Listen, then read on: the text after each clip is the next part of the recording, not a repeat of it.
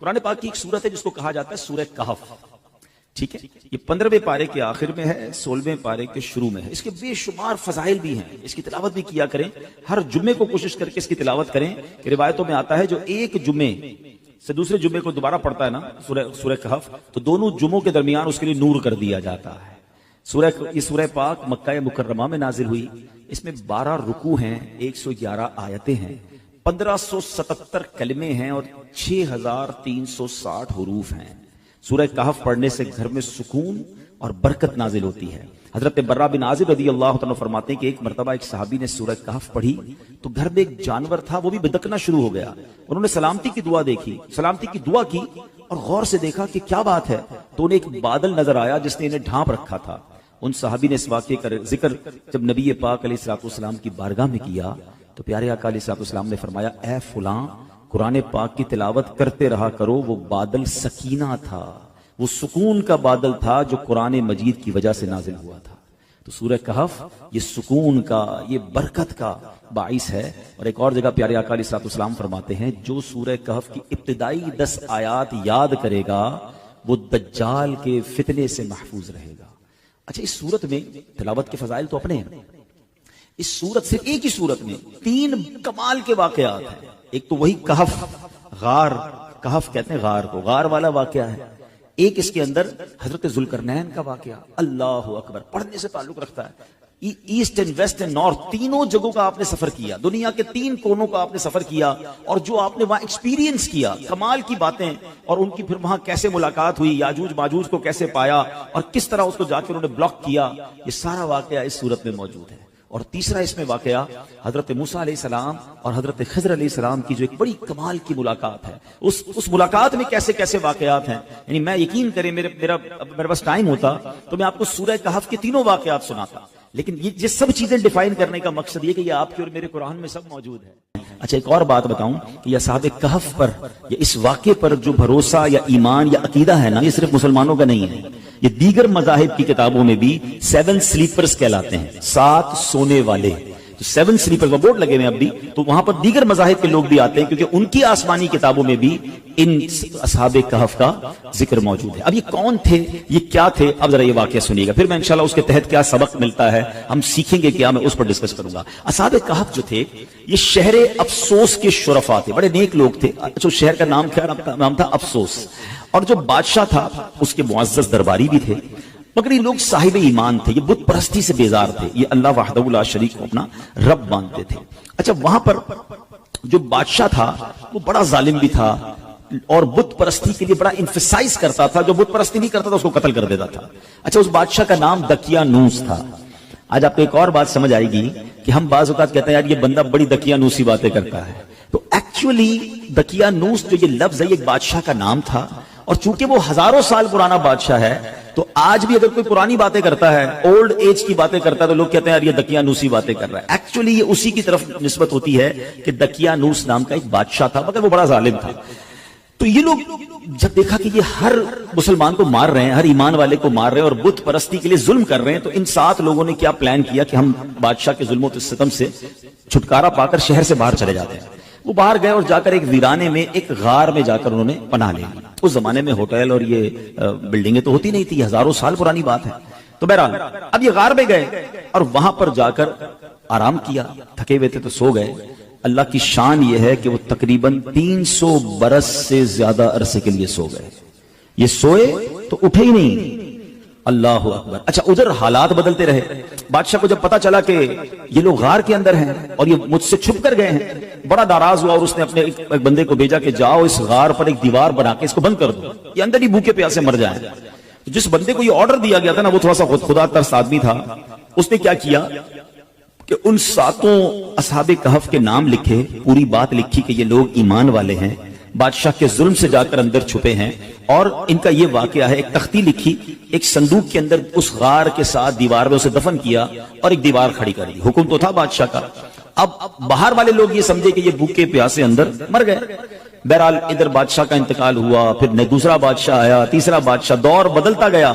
اور یہاں جناب یہ سوئے ہوئے ہیں. آفٹر 300 years کیا ہوا کہ ایک اور بادشاہ آیا جس کا نام تھا بیدروس. وہ بڑا نیک دل بادشاہ تھا, ایمان والا بادشاہ تھا, اللہ پر ایمان لاتا تھا. مگر اس کے دور میں ایک عجیب و غریب فتنہ کھڑا ہوا. کچھ لوگوں نے یہ معاذ اللہ کہتے ہیں کہ شک پیدا کرنا شروع کر دیا, کمپلین کرنا شروع کر دی, آرگیومنٹ شروع کر دیا کہ مرنے کے بعد اللہ دوبارہ پیدا نہیں کر سکتا, یعنی مرنے کے بعد دوبارہ کوئی زندگی نہیں ہے. اب بادشاہ بڑا نیک دل آدمی, سمجھاتا لوگوں کو, لوگ اس کی بات کم سنتے, اس فتنے کی بات زیادہ سننے لگے. تو بادشاہ تہجد کی نماز میں رو رو کے اللہ سے دعا کرتا کہ میرے مولا کوئی ایسی نشانی عطا کر دے, کوئی ایسا اشارہ عطا کر دے کہ ان لوگوں کو سمجھ آ جائے کہ تو مرنے کے بعد دوبارہ زندہ کیسے کرے گا. اللہ کی شان دیکھیں, اس بادشاہ کے وہم و گمان میں بھی نہیں ہے کہ کوئی غار ہے اس کے شہر کے قریب جہاں کچھ لوگ سوئے ہوئے ہیں. سینکڑوں سال گزر گئے نا. اب اللہ کی شان دیکھیں, اس بادشاہ کی وہ گریہ بازاری, وہ دعائیں کیسی رنگ لائیں کہ ایک چرواہا جو تھا بکریاں چراتے چراتے اس غار کے قریب پہنچا. اب قریب پہنچا تو دیوار 300 سال پرانی ہو گئی تھی, تو دیوار دھڑام سے گری. جیسی غار کے اندر اس نے دیکھا تو وہ گھبرا کر دوڑ پڑا. اچھا, یہاں جیسی دیوار گری تو ان بندوں میں سے وہ 7 افراد اٹھ گئے. اچھا, وہ اٹھے تو وہ سمجھے ہم 2 4 6 گھنٹے 8 گھنٹے سو کر اٹھے, ٹھیک ہے نا. انہوں نے نماز وغیرہ پڑھی, اب کم بھوک لگ رہی ہے. تو ایک ساتھی کو کہا ذرا جانا باہر اور دیکھ بھال کر بادشاہ دقیانوس کے سپاہی کہیں پکڑ نہ لیں, کھانا لے کر آ جائے. وہ بندہ چھپتے چھپاتے بازار گیا تو سارے بازار کا ماحول ہی الگ, عمارتیں الگ. بہرحال اتنا اس کو خیال نہیں آیا. اس نے جا کر ایک دکاندار نان بھائی جو روٹی بیچنے والا تھا, اس نے پیسے دیے کہ مجھے کچھ روٹیاں چاہیے. تو نان بھائی نے جب وہ پیسے دیکھے کہا یہ سکے کہاں سے آ گیا, یہ تو کرنسی ختم ہو گئی تھی, 300 سال پرانی کرنسی تھی. تو کہا یہ پیسے تو ہمارے یہاں نہیں چلتے, کس زمانے کے پیسے لے کے آئے؟ بھائی یہی تو پیسے ہیں, کل تو ہم نے پیسے لے کے غار میں گئے, آج تمہیں دے رہے, تم کہہ رہے پیسے نہیں چلیں گے. اچھا یہ بتاؤ دقیانوس بادشاہ کہاں ہے آج کل؟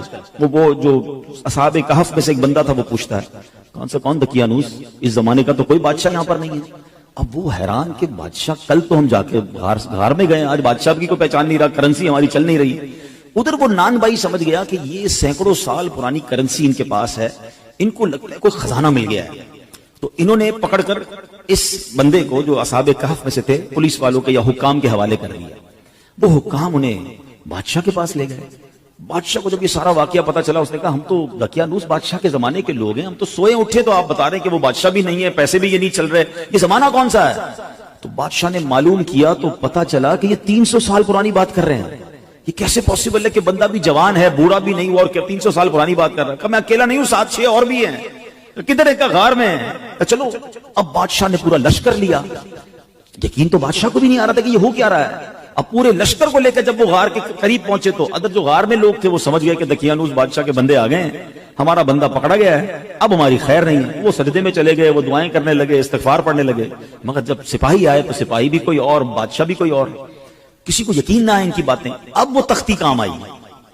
اب جب دیوار کھودی گئی تو وہ تختی نکلی اندر سے, جو 300 سال پہلے دقیانوس بادشاہ کے بندے نے, اس کے ملازم نے لکھ کر رکھی تھی کہ ان 7 بندوں کے نام یہ ہیں, اور یہ دقیانوس بادشاہ کے خوف سے جا کر اندر سوئے ہیں, اور یہ ایمان والے ہیں. اللہ اکبر.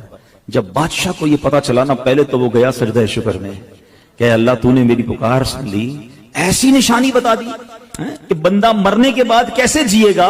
تو نے تو جیتے جی ہمیں دکھا دیا کہ تو چاہے تو 300 سال تک کوئی سویا رہے, نہ اس کا بال بیکا ہو, نہ بال سفید ہو, نہ باڈی گلے, اور میرے رب تو نے انہیں پھر زندہ کر دیا. اب جناب پورا شہر آیا, سارے لوگ آئے جو بے ایمان ہو گئے تھے, جو اللہ کی قدرت کے انکاری ہو گئے تھے, سب کلمہ پڑھنے لگے, سب اللہ کی وحدانیت پر یقین لائے.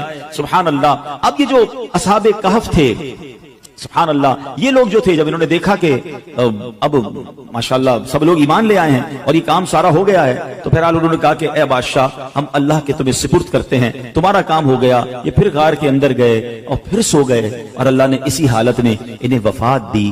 بادشاہ بیدروس نے سال کی لکڑی کا صندوق بنوا کر اصحاب کہف کی مقدس لاشوں کو ان میں رکھوا دیا.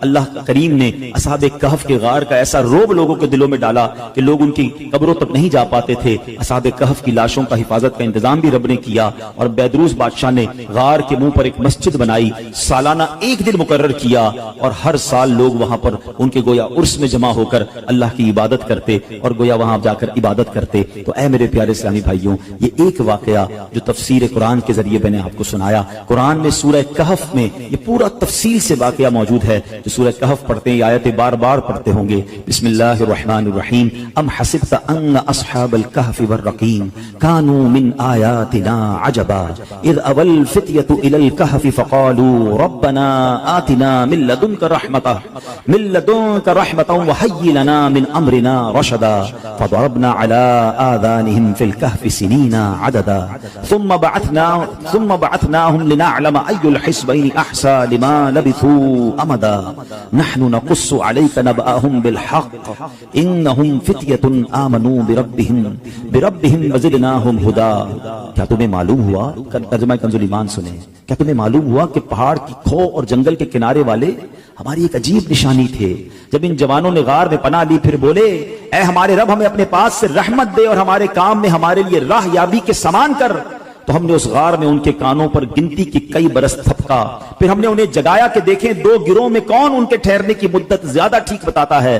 ہم ان کا ٹھیک ٹھیک حال تمہیں سنائیں. وہ کچھ جوان تھے کہ اپنے رب پر ایمان لائے اور ہم نے ان کی ہدایت بڑھائی. سبحان اللہ. ان کے ناموں میں بہت اختلاف ہے. حضرت علی کرم اللہ تعالی وجہ الکریم فرماتے ہیں ان کے نام یہ ہیں: یملیخا، مکشکلینا، مشلینا، مرنوش، دبرنوش، شادنوش، اور ساتواں چرواہا تھا جو ان لوگوں کے ساتھ ہو لیا. حضرت علی نے اس کا ذکر نہیں فرمایا. اور ان لوگوں کے کتے کا نام کتمیر تھا اور لوگوں کے شہر کا نام افسوس تھا اور ظالم بادشاہ کا نام دکیانوس تھا. تفسیر ساوی میں کچھ اور نام بھی لکھے ہیں. ان ناموں میں کچھ اختلاف ضرور ہے مگر ان کے ناموں کی برکت کیا ہے. سبحان اللہ. ذرا سنیے گا. حضرت ابن عباس رضی اللہ عنہ سے روایت ہے اصحاب کہف کے ناموں کا تعویذ 9 کاموں کے لیے مفید ہے.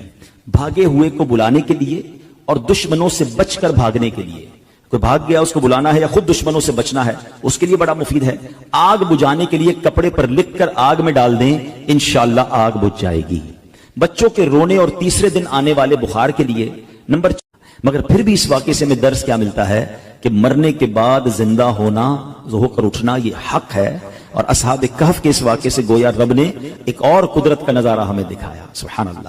اور ایک اور بڑی پیاری بات پتہ چلی کہ جب بندہ اپنے ایمان کو بچا کر، اپنے دین کو بچا کر، اپنے آپ کو گناہوں سے بچا کر کسی سفر پر نکل جاتا ہے، کسی جگہ ہجرت کر جاتا ہے، وطن چھوڑتا ہے، پھر اللہ اس کی غیب سے مدد فرماتا ہے. اور ایسی مدد فرماتا ہے کہ عقل بھی کام نہیں کرتی. دیکھیں نا 300 سال غار میں اللہ نے حفاظت کی کیونکہ ایمان کی فکر تھی. کہ آج کے دور میں ہمیں ایمان بچانے کی فکر ہے؟ ہم تو بے ایمانوں کی دوستی میں بھی خوش ہیں. لوگ کہتے ہیں کوئی بات نہیں، میرا ایک دوست ہے بد مذہب ہے مگر میں پکا ہوں، میں بیٹھتا ہوں اس کے ساتھ، میں سنتا ہوں اس کی باتیں، لیکن میں پکا ہوں، میں بیٹھتا ہوں. اللہ اکبر. ہمارے بزرگ وطن چھوڑ گئے، جان تکلیف میں ڈال دی مگر بے ایمانوں کی صحبت میں نہ بیٹھے. ابھی آئے گا نا ماہ رمضان تو کچھ شروع ہو جائیں گے سوشل میڈیا پر. ماہ مفسرین بن جاتا ہے نا، ہر بندہ قرآن کی تفسیر اپنی مرضی سے کر رہا ہوتا ہے، اپنے حساب سے جناب قرآن کھولیں گے. کوئی پینٹ شرٹ پہن کے قرآن سمجھا رہا ہوگا، کوئی داڑھی منڈا قرآن سمجھا رہا ہوگا، کوئی رمضان ٹرانسمیشن کے نام پر آپ کو بے وقوف بنائے گا. لوگ سب کی سنیں گے. اور اللہ کے بندو، یہ ایمان کے بعض اوقات لوگ ڈاکو ہوتے ہیں. ہمیں قرآن سیکھنا ہے مگر عالم دین سے سیکھنا ہے نا، مفسر قرآن سے سیکھنا ہے. ایک صحیح العقیدہ عاشق رسول عالم دین سے سیکھنا ہے کہ ہر کسی سے سیکھنا ہے. لیکن نہیں یار، بس وہ ہر کسی کو سوشل میڈیا کا شوق ہے، میں آج اس کی سن رہا ہوں کل اس کی سن رہا ہوں، پھر پریشان بھی رہتے ہیں. ہمارے پاس آتے بھی ہیں کہ مولانا صاحب یہ میں نے سنا تھا، میں کنفیوز ہوں. بھائی کس سے سنا تھا؟ یار فلاں سے سنا تھا. پہلے اس نے کہاں سے سنا یہ تو پوچھ کے آؤ. کبھی کسی موچی سے کپڑے سلوائے آپ نے کہ یار جوتے بڑے اچھے سیتا ہے، کپڑے بھی اسی سے سلوا لوں؟ آپ کہیں گے نہیں یار، موچی کا کام جوتے سینا، درزی کا کام کپڑے سینا ہے. ڈاکٹر آپ کا یار علاج بڑا اچھا کرتا ہے، آپ کہتے ہیں یار ڈاکٹر علاج بڑا اچھا کرتا ہے، گھر بھی اسی سے بنوا لیتا ہوں، گھر بھی اچھا بنا دے گا. ارے بھائی ڈاکٹر کا کام علاج کرنا ہے، بلڈر کا کام گھر بنانا ہے. دنیا کا ہر کام ہم اس کے ایکسپرٹ سے کرواتے ہیں، سیکھتے ہیں، مگر دین جس کی مرضی ہے وہ سکھائے اور ہم بیٹھ کے سن رہے ہوتے ہیں. نہ کریں ایسا. آپ اصحاب کہف کے اس واقعے سے سمجھو کہ ایمان کی اہمیت کیا ہے. سیدی اعلیٰ حضرت نے 100 سال پہلے سمجھایا. کیا فرمایا؟ سونا جنگل رات اندھیری، چھائی بدلی کالی ہے، سونے والو جاگتے رہیو، چوروں کی رکھوالی ہے. آنکھ سے کاجل صاف چرا لیں، یہاں وہ چور بلا کے ہیں، تیری گٹھڑی تاکی ہے اور تو نے نیند نکالی ہے. اب یہ محاورہ کتنا کمال کا ہے. آنکھ سے کاجل چرانا کیسے؟ کاجل تو آنکھ کے اندر ہی ہوتا ہے. اعلیٰ حضرت کہتے ہیں اتنے شاطر ہیں، اتنے مکار ہیں کہ تمہیں پتہ بھی نہیں چلے گا اور تمہاری آنکھ سے کاجل چرا لیں گے. قرآن کے نام پر تمہارا ایمان چھین لیں گے، تفسیر کے نام پر دین کی بات کرنے آئیں گے اور تمہارا ہی دین لے کے چلے جائیں گے، تمہارے عقیدے میں وسوسے کی سوئی چبو کے چلے جائیں گے. تو یہ سمجھنا ہے کہ میں نے اپنے دین کی، اپنے ایمان کی حفاظت کیسے کرنی ہے. اور سبحان اللہ ایک اور بات یہ پتا چلا کہ بیدروس بادشاہ نیک دل مسلمان تھا نا. اچھا قرآن میں واقعہ موجود ہے نا. اس نے کیا کیا کہ ایک دن مقرر کیا سال کا, اور بزرگوں کے مزار کے پاس جا کر پورا سال میں ایک دن مقرر کر کے لوگ وہاں جاتے تھے, گویا ان کا عرس مناتے تھے, وہاں عبادت کرتے تھے, رب کی عبادت کرتے تھے. تو پتا چلا کہ آج بھی اگر بزرگان دین کے مزارات پر کوئی سال میں ایک دن مقرر کر کے اللہ کی عبادت وہاں کی جائے اور ان کا عرس منایا جائے, فاتحہ پڑھی جائے, تو اس میں کوئی حرج نہیں ہے. اصحاب کہف کا یہ واقعہ ہی ہمیں یہ سبق دے رہا ہے, قرآن ہمیں یہ بتا رہا ہے. سبحان اللہ. تو بہرحال میرے پیارے اسلامی بھائیوں, یہ ایک واقعہ بیان کرنے کا مقصد یہ تھا کہ قرآن میں کیسے کیسے خزانے موجود ہیں. تو پلیز اس رمضان میں صرف قرآن پاک کی تلاوت نہیں کرنی, قرآن پاک کو انڈرسٹینڈ کرنے کی طرف بھی آئیں. اللہ کی رحمت سے دعوت اسلامی کے ماحول میں ہمیں تفسیر قرآن صراط الجنان بڑی آسان اردو زبان میں دے دی گئی ہے. اس کو پڑھیں, پڑھ نہیں سکتے تو اس کی آڈیو جاری کر دی گئی ہے, سننا شروع کر دیں. آپ دیکھتے ہوں گے دعوت اسلامی والے تو پورا سال ہی فجر کی نماز کے بعد مسجدوں میں تفسیر قرآن کچھ ایک دو صفحے پڑھ کے سناتے ہیں. کیوں؟ تاکہ روز کچھ نہ کچھ قرآن جو ہے وہ ہمارے دل میں اتر.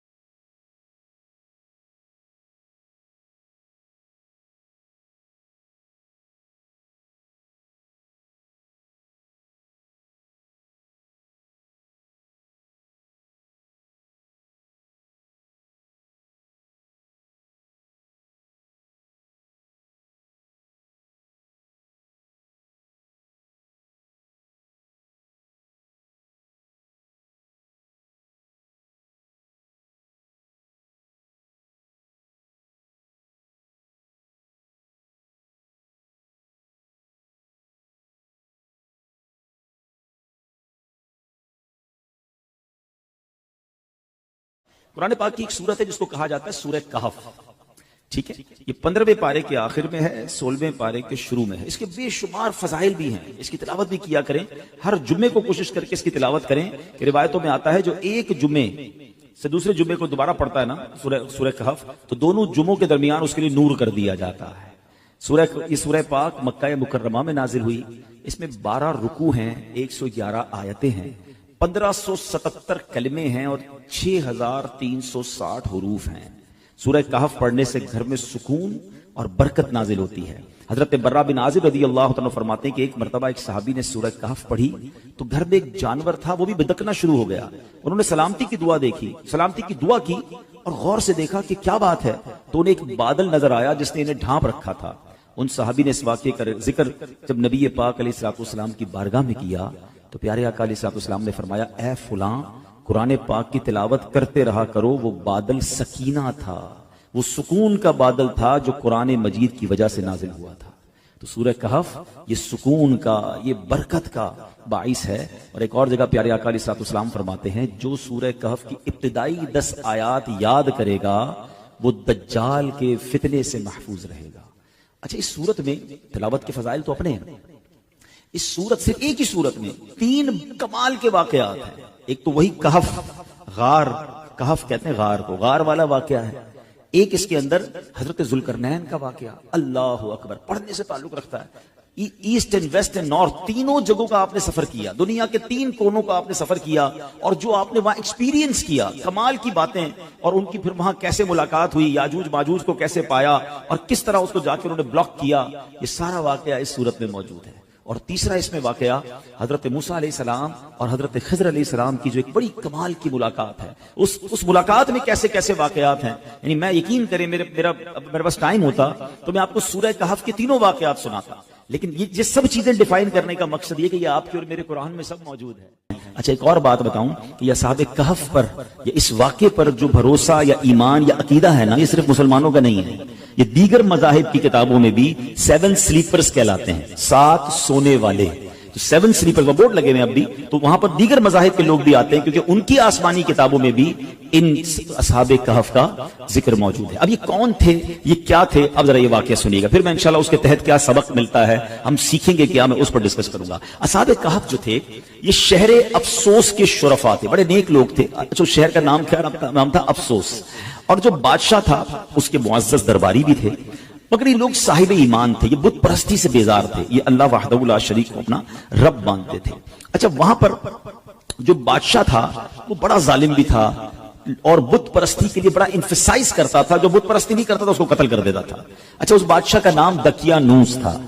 آج آپ کو ایک اور بات سمجھ آئے گی کہ ہم بعض اوقات کہتے ہیں یار یہ بندہ بڑی دقیانوسی باتیں کرتا ہے، تو ایکچولی دقیانوس جو یہ لفظ ہے یہ ایک بادشاہ کا نام تھا، اور چونکہ وہ ہزاروں سال پرانا بادشاہ ہے تو آج بھی اگر کوئی پرانی باتیں کرتا ہے، اولڈ ایج کی باتیں کرتا ہے، تو لوگ کہتے ہیں یار یہ دقیانوسی باتیں کر رہا ہے. ایکچولی یہ اسی کی طرف نسبت ہوتی ہے کہ دقیانوس نام کا ایک بادشاہ تھا مگر وہ بڑا ظالم تھا. تو یہ لوگ جب دیکھا کہ یہ ہر مسلمان کو مار رہے ہیں، ہر ایمان والے کو مار رہے ہیں اور بت پرستی کے لیے ظلم کر رہے ہیں، تو ان 7 لوگوں نے کیا پلان کیا کہ ہم بادشاہ کے ظلم و ستم سے چھٹکارا پا کر شہر سے باہر چلے جاتے ہیں. وہ باہر گئے اور جا کر ایک ویرانے میں ایک غار میں جا کر انہوں نے پناہ لے لی. اس زمانے میں ہوٹل اور یہ بلڈنگیں تو ہوتی نہیں تھی، ہزاروں سال پرانی بات ہے. تو بہرحال اب یہ غار میں گئے اور وہاں پر جا کر آرام کیا، تھکے ہوئے تھے تو سو گئے. اللہ کی شان یہ ہے کہ وہ تقریباً 300 برس سے زیادہ عرصے کے لیے سو گئے. یہ سوئے تو اٹھے ہی نہیں. اللہ اکبر. اچھا ادھر حالات بدلتے رہے. بادشاہ کو جب پتا چلا کہ یہ لوگ غار کے اندر ہیں اور یہ مجھ سے چھپ کر گئے ہیں، بڑا ناراض ہوا اور اس نے اپنے ایک بندے کو بھیجا کہ جاؤ اس غار پر ایک دیوار بنا کے اس کو بند کر دو، یہ اندر ہی بھوکے پیاسے مر جائیں. جس بندے کو یہ آرڈر دیا گیا تھا نا وہ تھوڑا سا خدا ترس آدمی تھا. اس نے کیا کیا کہ ان 7 اصحاب کہف کے نام لکھے، پوری بات لکھی کہ یہ لوگ ایمان والے ہیں، بادشاہ کے ظلم سے جا کر اندر چھپے ہیں، اور ان کا یہ واقعہ ہے. ایک تختی لکھی، ایک صندوق کے اندر اس غار کے ساتھ دیوار میں اسے دفن کیا اور ایک دیوار کھڑی کر دی. حکم تو تھا بادشاہ کا. اب باہر والے لوگ یہ سمجھے کہ یہ بھوکے پیاسے اندر مر گئے. بہرحال ادھر بادشاہ کا انتقال ہوا، پھر دوسرا بادشاہ آیا، تیسرا بادشاہ، دور بدلتا گیا. اور یہاں جناب یہ سوئے ہوئے ہیں. آفٹر 300 years کیا ہوا کہ ایک اور بادشاہ آیا جس کا نام تھا بیدروس. وہ بڑا نیک دل بادشاہ تھا، ایمان والا بادشاہ تھا، اللہ پر ایمان لاتا تھا. مگر اس کے دور میں ایک عجیب و غریب فتنہ کھڑا ہوا. کچھ لوگوں نے یہ معاذ اللہ کہتے کہ شک پیدا کرنا شروع کر دیا، کمپلین کرنا شروع کر دی، آرگیومنٹ شروع کر دیا کہ مرنے کے بعد اللہ دوبارہ پیدا نہیں کر سکتا، یعنی مرنے کے بعد دوبارہ کوئی زندگی نہیں ہے. اب بادشاہ بڑا نیک دل آدمی، سمجھاتا لوگوں کو، لوگ اس کی بات کم سنتے، اس فتنے کی بات زیادہ سننے لگے. تو بادشاہ تہجد کی نماز میں رو رو کے اللہ سے دعا کرتا کہ میرے مولا کوئی ایسی نشانی عطا کر دے، کوئی ایسا اشارہ عطا کر دے کہ ان لوگوں کو سمجھ آ جائے کہ تم مرنے کے بعد دوبارہ زندہ کیسے کرے گا. اللہ کی شان دیکھیں. اس بادشاہ کے وہم و گمان میں بھی نہیں ہے کہ کوئی غار ہے اس کے شہر کے قریب جہاں کچھ لوگ سوئے ہوئے ہیں. سینکڑوں سال گزر گئے نا. اب اللہ کی شان دیکھیں اس بادشاہ کی، وہ گریا بازاری، وہ دعائیں کیسی رنگ لائیں کہ ایک چرواہا جو تھا بکریاں چراتے چراتے اس غار کے قریب پہنچا. اب قریب پہنچا تو دیوار 300 سال پرانی ہو گئی تھی، تو دیوار دھڑام سے گری. جیسی غار کے اندر اس نے دیکھا تو وہ گھبرا کر دوڑ پڑا. اچھا یہاں جیسی دیوار گری تو ان بندوں میں سے وہ 7 افراد اٹھ گئے. اچھا وہ اٹھے تو وہ سمجھے ہم 2 4 6 گھنٹے 8 گھنٹے سو کر اٹھے، ٹھیک ہے نا. انہوں نے نماز وغیرہ پڑھی، اب کب بھوک لگ رہی ہے تو ایک ساتھی کو کہا ذرا جانا باہر اور دیکھ بھال کر بادشاہ دقیانوس کے سپاہی کہیں پکڑ نہ لیں، کھانا لے کر آ گئے. وہ بندہ چھپتے چھپاتے بازار گیا تو سارے بازار کا ماحول ہی الگ، عمارتیں الگ. بہرحال اتنا اس کو خیال نہیں آیا. اس نے جا کر ایک دکاندار نان بائی جو روٹی بیچنے والا تھا اس کو اس نے پیسے دیے کہ مجھے کچھ روٹیاں چاہیے. تو نان بائی نے جب وہ پیسے دیکھے کہا یہ سکے کہاں سے آ گئے، یہ تو کرنسی ختم ہو گئی تھی، 300 سال پرانی کرنسی تھی. تو کہا یہ پیسے تو ہمارے یہاں نہیں چلتے. کس زمانے کے پیسے لے کے آئے؟ بھائی یہی تو پیسے ہیں، کل تو ہم نے پیسے لے کے غار میں گئے، آج تمہیں دے رہے، تم کہہ رہے پیسے نہیں چلیں گے. اچھا یہ بتاؤ دقیانوس بادشاہ کہاں ہے آج کل؟ وہ جو اصحاب کہف میں سے ایک بندہ تھا وہ پوچھتا ہے کون دقیانوس؟ اس زمانے کا تو کوئی بادشاہ یہاں پر نہیں ہے. اب وہ حیران کہ بادشاہ کل تو ہم جا کے غار میں گئے، آج بادشاہ کی کوئی پہچان نہیں رہا، کرنسی ہماری چل نہیں رہی. ادھر وہ نان بھائی سمجھ گیا کہ یہ سینکڑوں سال پرانی کرنسی ان کے پاس ہے، ان کو لگتا ہے کوئی خزانہ مل گیا ہے. تو انہوں نے پکڑ کر اس بندے کو جو اصحاب کہف میں سے تھے پولیس والوں کے یا حکام کے حوالے کر دیا. وہ حکام انہیں بادشاہ کے پاس لے گئے. بادشاہ کو جب یہ سارا واقعہ پتا چلا اس نے کہا ہم تو دقیانوس بادشاہ کے زمانے کے لوگ ہیں, ہم تو سوئے اٹھے تو آپ بتا رہے ہیں کہ وہ بادشاہ بھی نہیں ہے, پیسے بھی یہ نہیں چل رہے, یہ زمانہ کون سا ہے؟ تو بادشاہ نے معلوم کیا تو پتا چلا کہ یہ 300 سال پرانی بات کر رہے ہیں. یہ کیسے پوسیبل ہے کہ بندہ بھی جوان ہے, بوڑھا بھی نہیں ہوا اور 300 سال پرانی بات کر رہا ہے؟ کہ میں اکیلا نہیں ہوں, 7-6 اور بھی ہیں. کدھر ایک غار میں ہے. چلو اب بادشاہ نے پورا لشکر لیا. یقین تو بادشاہ کو بھی نہیں آ رہا تھا کہ یہ ہو کیا رہا ہے. اب پورے لشکر کو لے کر جب وہ غار کے قریب پہنچے تو ادھر جو غار میں لوگ تھے وہ سمجھ گئے کہ دقیانوس بادشاہ کے بندے آ گئے ہیں, ہمارا بندہ پکڑا گیا ہے, اب ہماری خیر نہیں ہے. وہ سجدے میں چلے گئے, وہ دعائیں کرنے لگے, استغفار پڑھنے لگے. مگر جب سپاہی آئے تو سپاہی بھی کوئی اور, بادشاہ بھی کوئی اور. کسی کو یقین نہ آئے ان کی باتیں. اب وہ تختی کام آئی. اب جب دیوار کھودی گئی تو وہ تختی نکلی اندر سے جو 300 سال پہلے دقیانوس بادشاہ کے بندے نے, اس کے ملازم نے لکھ کر رکھی تھی کہ ان 7 بندوں کے نام یہ ہیں اور یہ دقیانوس بادشاہ کے خوف سے جا کر اندر سوئے ہیں اور یہ ایمان والے ہیں. اللہ اکبر. جب بادشاہ کو یہ پتا چلا نا, پہلے تو وہ گیا سجدہ شکر میں کہ اللہ تو نے میری پکار سن لی, ایسی نشانی بتا دی کہ بندہ مرنے کے بعد کیسے جیے گا. تو نے تو جیتے جی ہمیں دکھا دیا کہ تو چاہے تو 300 سال تک کوئی سویا رہے, نہ اس کا بال بیکا ہو, نہ بال سفید ہو, نہ باڈی گلے, اور میرے رب تو نے انہیں پھر زندہ کر دیا. اب جناب پورا شہر آیا, سارے لوگ آئے جو بے ایمان ہو گئے تھے, جو اللہ کی قدرت کے انکاری ہو گئے تھے, سب کلمہ پڑھنے لگے, سب اللہ کی وحدانیت پر یقین لائے. سبحان اللہ. اب یہ جو اصحاب کہف تھے, سبحان اللہ, یہ لوگ جو تھے جب انہوں نے دیکھا کہ اب ماشاءاللہ سب لوگ ایمان لے آئے ہیں اور یہ کام سارا ہو گیا ہے, تو پھر انہوں نے کہا کہ اے بادشاہ ہم اللہ کے تمہیں سپرد کرتے ہیں, تمہارا کام ہو گیا. یہ پھر غار کے اندر گئے اور پھر سو گئے اور اللہ نے اسی حالت میں انہیں وفات دی. بادشاہ بیدروس نے سال کی لکڑی کا صندوق بنوا کر اصحاب کہف کی مقدس لاشوں کو ان میں رکھوا دیا. اللہ کریم نے اصحاب کہف کے غار کا ایسا روب لوگوں کے دلوں میں ڈالا کہ لوگ ان کی قبروں تک نہیں جا پاتے تھے. اصحاب کہف کی لاشوں کا حفاظت کا انتظام بھی رب نے کیا اور بیدروس بادشاہ نے غار کے منہ پر ایک مسجد بنائی, سالانہ ایک دن مقرر کیا اور ہر سال لوگ وہاں پر ان کے گویا عرس میں جمع ہو کر اللہ کی عبادت کرتے اور گویا وہاں جا کر عبادت کرتے. تو اے میرے پیارے اسلامی بھائیوں, یہ ایک واقعہ جو تفسیر قرآن کے ذریعے میں نے آپ کو سنایا. قرآن میں سورہ کہف میں یہ پورا تفصیل سے واقعہ موجود ہے. جو سورہ کہف پڑھتے ہیں, آیتیں بار بار پڑھتے ہوں گے. بسم اللہ الرحمن الرحیم. ام حسبت ان اصحاب الكهف والرقیم كانوا من آیاتنا عجبا اذ اول الفتية الى الكهف فقالوا ربنا آتنا من لدنك رحمة وهيئ لنا من امرنا رشدا فضربنا على آذانهم في الكهف سنين عددا ثم بعثناهم لنعلم أي الحزبين أحصى لما لبثوا أمدا نحن نقص عليك نبأهم بالحق إنهم فتية آمنوا بربهم وزدناهم هدى. کیا تمہیں معلوم ہوا, ترجمہ کنز ایمان سنیں, کیا تمہیں معلوم ہوا کہ پہاڑ کی کھو اور جنگل کے کنارے والے ہماری ایک عجیب نشانی تھے. جب ان جوانوں نے غار میں پناہ لی پھر بولے اے ہمارے رب ہمیں اپنے پاس سے رحمت دے اور ہمارے کام میں ہمارے لیے راہ یابی کے سامان کر, تو ہم نے اس غار میں ان کے کانوں پر گنتی کی کئی برس تھپکا. پھر ہم نے انہیں جگایا کہ دیکھیں 2 گروہ میں کون ان کے ٹھہرنے کی مدت زیادہ ٹھیک بتاتا ہے. ہم ان کا ٹھیک ٹھیک حال تمہیں سنائیں. وہ کچھ جوان تھے کہ اپنے رب پر ایمان لائے اور ہم نے ان کی ہدایت بڑھائی سبحان اللہ. ان کے ناموں میں بہت اختلاف ہے. حضرت علی کرم اللہ تعالی وجہ الکریم فرماتے ہیں ان کے نام یہ ہیں یملیخا, مکشکلینا, مشلینا, مرنوش, دبرنوش, شادنوش اور 7واں چرواہا تھا جو ان لوگوں کے ساتھ ہو لیا. حضرت علی نے اس کا ذکر نہیں فرمایا. اور ان لوگوں کے کتے کا نام کتمیر تھا اور لوگوں کے شہر کا نام افسوس تھا اور ظالم بادشاہ کا نام دقیانوس تھا. تفسیر ساوی میں کچھ اور نام بھی لکھے ہیں, یعنی ناموں میں کچھ اختلاف ضرور ہے مگر ان کے ناموں کی برکت کیا ہے. سبحان اللہ. ذرا سنیے گا, حضرت ابن عباس رضی اللہ تعالیٰ سے روایت ہے اصحاب کہف کے ناموں کا تعویذ 9 کاموں کے لیے مفید ہے. بھاگے ہوئے کو بلانے کے لیے اور دشمنوں سے بچ کر بھاگنے کے لیے. کوئی بھاگ گیا اس کو بلانا ہے یا خود دشمنوں سے بچنا ہے اس کے لیے بڑا مفید ہے.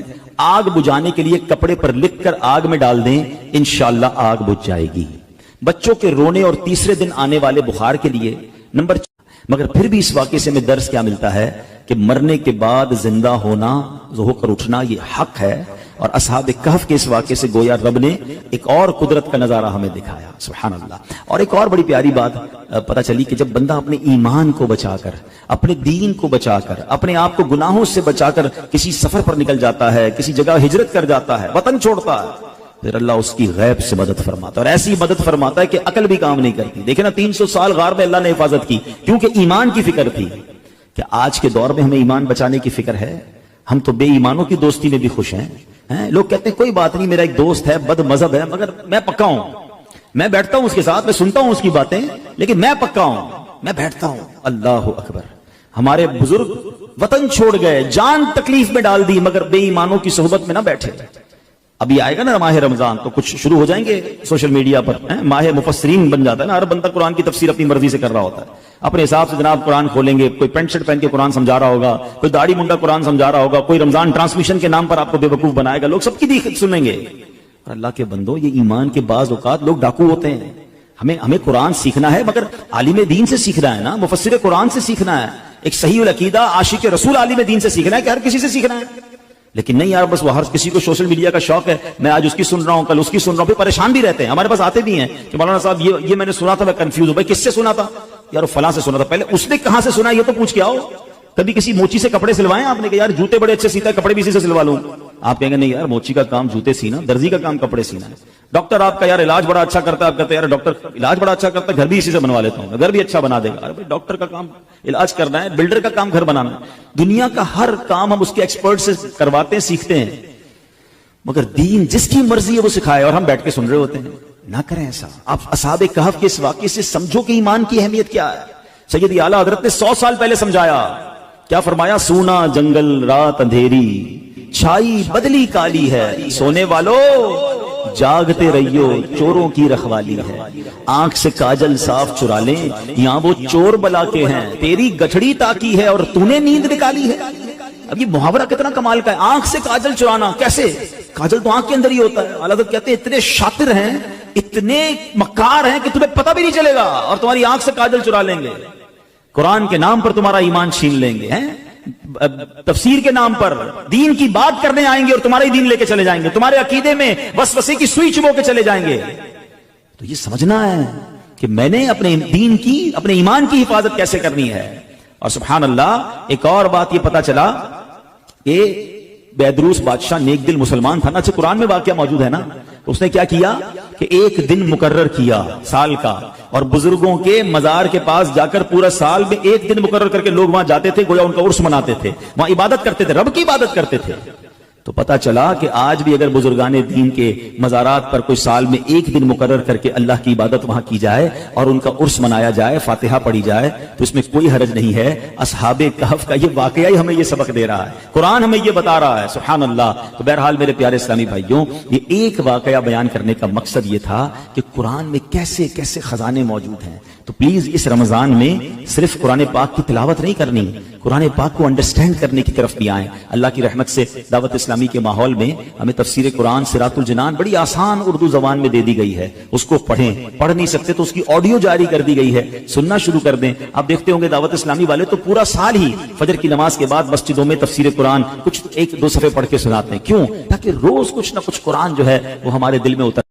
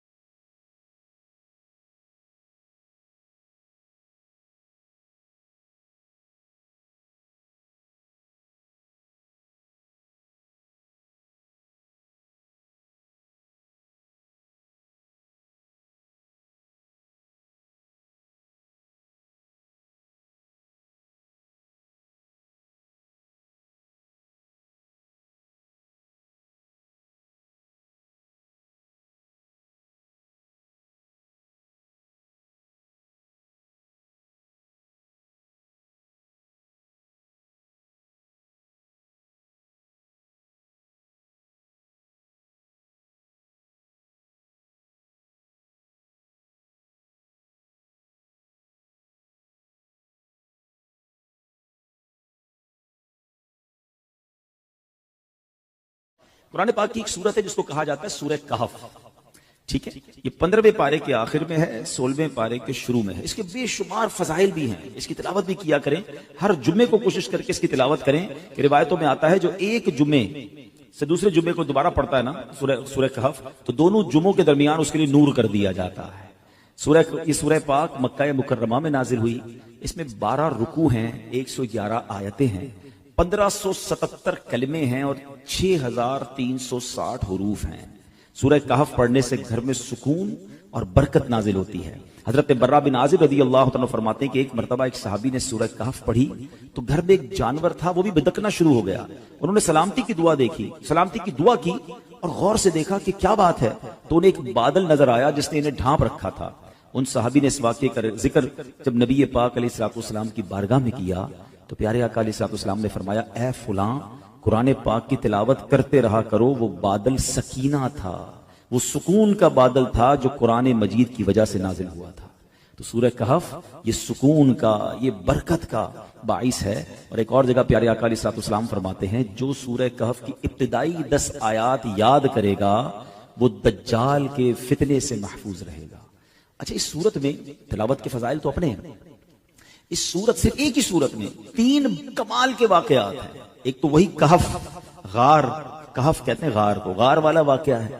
ایک اس کے اندر حضرت ذوالقرنین کا واقعہ، اللہ اکبر، پڑھنے سے تعلق رکھتا ہے۔ East and west and north, تینوں جگہوں کا آپ نے سفر کیا، دنیا کے 3 کونوں کا آپ نے سفر کیا، اور جو آپ نے وہاں ایکسپیرینس کیا، کمال کی باتیں، اور ان کی پھر وہاں کیسے ملاقات ہوئی، یاجوج ماجوج کو کیسے پایا، اور کس طرح اس کو جا کے انہوں نے بلاک کیا، یہ سارا واقعہ اس صورت میں موجود ہے۔ اور تیسرا اس میں واقعہ حضرت موسیٰ علیہ السلام اور حضرت خضر علیہ السلام کی جو ایک بڑی کمال کی ملاقات ہے، اس ملاقات میں کیسے کیسے واقعات ہیں، یعنی میں یقین کریں میرے پاس ٹائم ہوتا تو میں آپ کو سورہ کہف کے تینوں واقعات سناتا، لیکن یہ سب چیزیں ڈیفائن کرنے کا مقصد یہ کہ یہ آپ کے اور میرے قرآن میں سب موجود ہے۔ اچھا، ایک اور بات بتاؤں کہ یہ اصحاب کہف پر یا اس واقعے پر جو بھروسہ یا ایمان یا عقیدہ ہے نا، یہ صرف مسلمانوں کا نہیں ہے، یہ دیگر مذاہب کی کتابوں میں بھی 7 سلیپرز کہلاتے ہیں، 7 سونے والے۔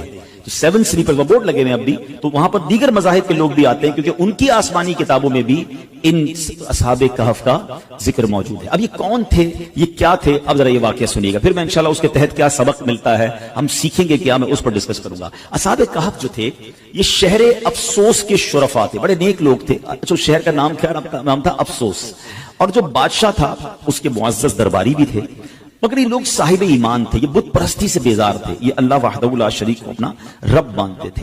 اچھا، وہاں پر جو بادشاہ تھا وہ بڑا ظالم بھی تھا اور بت پرستی کے لیے بڑا انفسائز کرتا تھا، جو بت پرستی نہیں کرتا تھا اس کو قتل کر دیتا تھا۔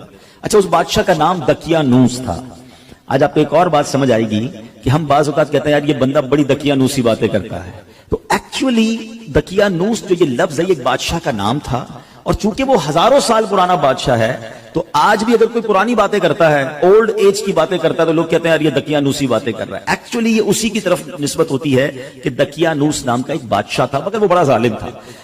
تو یہ لوگ جب دیکھا کہ یہ ہر مسلمان کو مار رہے ہیں، ہر ایمان والے کو مار رہے ہیں اور بت پرستی کے لیے ظلم کر رہے ہیں، تو ان 7 لوگوں نے کیا پلان کیا کہ ہم بادشاہ کے ظلم و ستم سے چھٹکارا پا کر شہر سے باہر چلے جاتے ہیں۔ وہ باہر گئے اور جا کر ایک ویرانے میں، ایک غار میں جا کر انہوں نے پناہ لے لی۔ اس زمانے میں ہوٹل اور یہ بلڈنگیں تو ہوتی نہیں تھی، ہزاروں سال پرانی بات ہے۔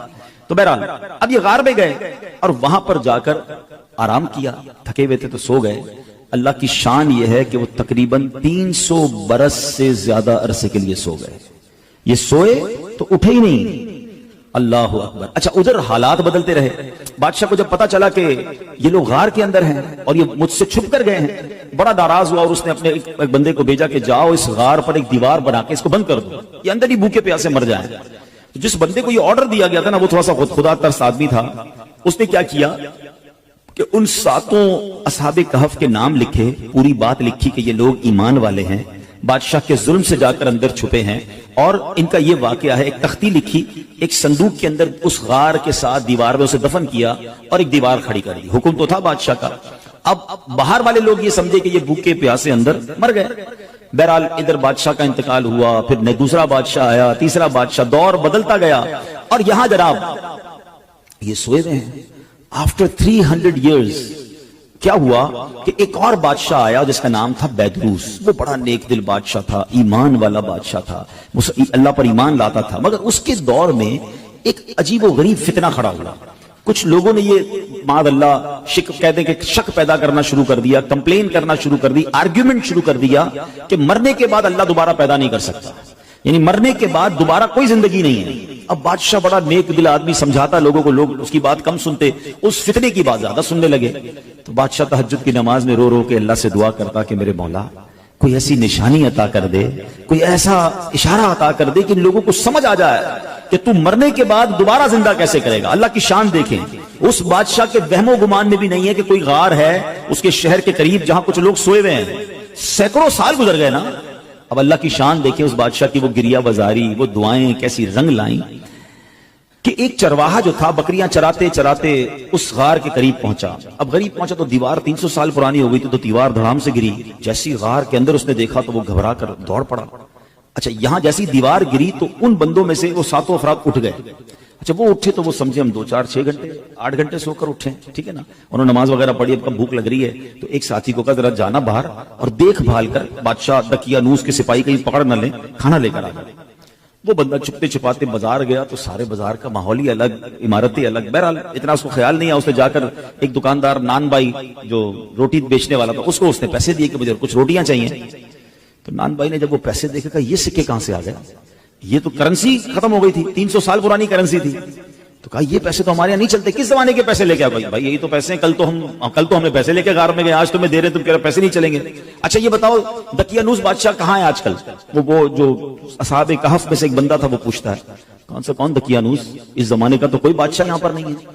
اب وہ حیران کہ بادشاہ کل تو ہم جا کے غار میں گئے, آج بادشاہ کی کوئی پہچان نہیں رہا, کرنسی ہماری چل نہیں رہی. ادھر وہ نان بھائی سمجھ گیا کہ یہ سینکڑوں سال پرانی کرنسی ان کے پاس ہے, ان کو لگتا ہے کوئی خزانہ مل گیا ہے. تو انہوں نے پکڑ کر اس بندے کو جو اصحاب کہف میں سے تھے پولیس والوں کے یا حکام کے حوالے کر دیا. وہ حکام انہیں بادشاہ کے پاس لے گئے. بادشاہ کو جب یہ سارا واقعہ پتا چلا اس نے کہا ہم تو دقیانوس بادشاہ کے زمانے کے لوگ ہیں, ہم تو سوئے اٹھے تو آپ بتا رہے ہیں کہ وہ بادشاہ بھی نہیں ہے, پیسے بھی یہ نہیں چل رہے, یہ زمانہ کون سا ہے؟ تو بادشاہ نے معلوم کیا تو پتا چلا کہ یہ 300 سال پرانی بات کر رہے ہیں. یہ کیسے پاسبل ہے کہ بندہ بھی جوان ہے, بوڑھا بھی نہیں ہوا اور 300 سال پرانی بات کر رہا ہے. کہ میں اکیلا نہیں ہوں, 7 6 اور بھی ہیں. کدھر ایک غار میں ہے. چلو اب بادشاہ نے پورا لشکر لیا. یقین تو بادشاہ کو بھی نہیں آ رہا تھا کہ یہ ہو کیا رہا ہے. اب پورے لشکر کو لے کر جب وہ غار کے قریب پہنچے تو ادھر جو غار میں لوگ تھے وہ سمجھ گئے کہ دقیانوس بادشاہ کے بندے آ گئے ہیں, ہمارا بندہ پکڑا گیا ہے, اب ہماری خیر نہیں ہے. وہ سجدے میں چلے گئے, وہ دعائیں کرنے لگے, استغفار پڑھنے لگے. مگر جب سپاہی آئے تو سپاہی بھی کوئی اور, بادشاہ بھی کوئی اور. کسی کو یقین نہ آئے ان کی باتیں. اب وہ تختی کام آئی. اب جب دیوار کھودی گئی تو وہ تختی نکلی اندر سے جو 300 سال پہلے دقیانوس بادشاہ کے بندے نے, اس کے ملازم نے لکھ کر رکھی تھی کہ ان 7 بندوں کے نام یہ ہیں اور یہ دقیانوس بادشاہ کے خوف سے جا کر اندر سوئے ہیں اور یہ ایمان والے ہیں. اللہ اکبر.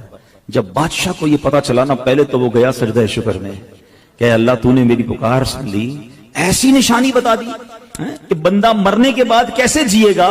تو نے تو جیتے جی ہمیں دکھا دیا کہ تو چاہے تو 300 سال تک کوئی سویا رہے, نہ اس کا بال بیکا ہو, نہ بال سفید ہو, نہ باڈی گلے, اور میرے رب تو نے انہیں پھر زندہ کر دیا. اب تنا پورا شہر آیا, سارے لوگ آئے جو بے ایمان ہو گئے تھے, جو اللہ کی قدرت کے انکاری ہو گئے تھے, سب کلمہ پڑھنے لگے, سب اللہ کی وحدانیت پر یقین لائے. سبحان اللہ. اب یہ جو اصحاب کہف تھے, سبحان اللہ, یہ لوگ جو تھے جب انہوں نے دیکھا کہ اب ماشاءاللہ سب لوگ ایمان لے آئے ہیں اور یہ کام سارا ہو گیا ہے, تو پھر انہوں نے کہا کہ اے بادشاہ ہم اللہ کے تمہیں سپرد کرتے ہیں, تمہارا کام ہو گیا. یہ پھر غار کے اندر گئے اور پھر سو گئے, اور اللہ نے اسی حالت میں انہیں وفات دی. بادشاہ بیدروس نے سال کی لکڑی کا صندوق بنوا کر اصحاب کہف کی مقدس لاشوں کو ان میں رکھوا دیا. اللہ کریم نے اصحاب کہف کے غار کا ایسا روب لوگوں کے دلوں میں ڈالا کہ لوگ ان کی قبروں تک نہیں جا پاتے تھے. اصحاب کہف کی لاشوں کا حفاظت کا انتظام بھی رب نے کیا, اور بیدروس بادشاہ نے غار کے منہ پر ایک مسجد بنائی, سالانہ 1 دن مقرر کیا, اور ہر سال لوگ وہاں پر ان کے گویا عرس میں جمع ہو کر اللہ کی عبادت کرتے اور گویا وہاں جا کر عبادت کرتے. تو اے میرے پیارے اسلامی بھائیوں, یہ ایک واقعہ جو تفسیر قرآن کے ذریعے میں نے آپ کو سنایا. قرآن میں سورہ کہف میں یہ پورا تفصیل سے واقعہ موجود ہے. جو سورہ کہف پڑھتے ہیں یہ آیتیں بار بار پڑھتے ہوں گے. بسم اللہ الرحمن الرحیم. ام حسبت ان اصحاب الكهف والرقیم كانوا من آیاتنا عجبا اذ اول الفتية الى الكهف فقالوا ربنا آتنا من لدنك رحمة وهيئ لنا من امرنا رشدا فضربنا على آذانهم في الكهف سنين عددا ثم بعثناهم لنعلم أي الحزبين أحصى لما لبثوا أمدا نحن نقص عليك نبأهم بالحق إنهم فتية آمنوا بربهم وزدناهم هدى. کیا تمہیں معلوم ہوا، ترجمہ کنز ایمان سنیں، کیا تمہیں معلوم ہوا کہ پہاڑ کی کھو اور جنگل کے کنارے والے ہماری ایک عجیب